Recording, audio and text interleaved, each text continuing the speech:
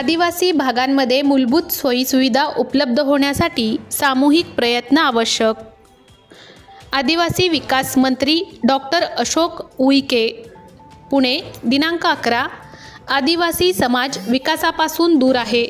या समाजाला मुख्य प्रवाहात आणण्यासाठी आपल्याला काम करायचे असून या भागामध्ये मूलभूत सोयीसुविधा उपलब्ध होणे आवश्यक असून त्यासाठी सर्वांनी सामूहिक प्रयत्न करणे आवश्यक असल्याचे प्रतिपादन राज्याचे आदिवासी विकास मंत्री डॉक्टर अशोक उईके यांनी केले.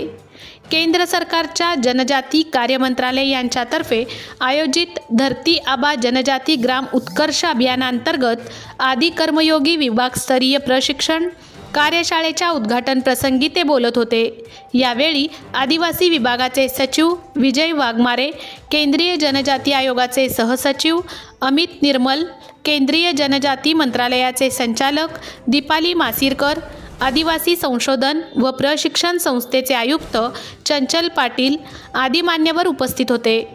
मंत्री श्री उईके पुढे म्हणाले, आदिवासी गावपाड्यांमध्ये शासनाच्या बऱ्याच योजना असून यांच्यापर्यंत अजून पोहोचल्या नाहीत.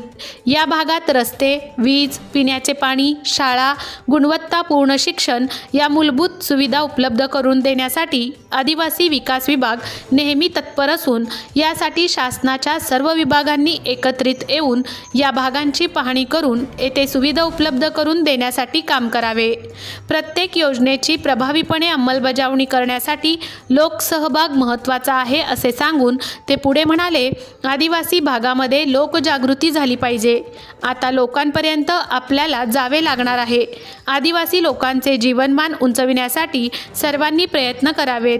या प्रशिक्षणाच्या माध्यमातून नवीन विचार व नवा संकल्प घेऊन ग्रामीण भागात जाऊन सर्व विभागांचे अधिकारी यांनी काम करावे असे त्यांनी सांगितले.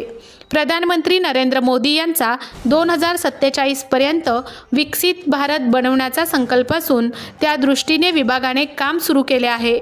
याबरोबरच नवमहाराष्ट्र निर्माण करण्यासाठी आदिवासी विकास विभाग गावागावातील लोकांपर्यंत योजना पोहोचवण्याचे काम निश्चित करेल असा विश्वास त्यांनी व्यक्त केला.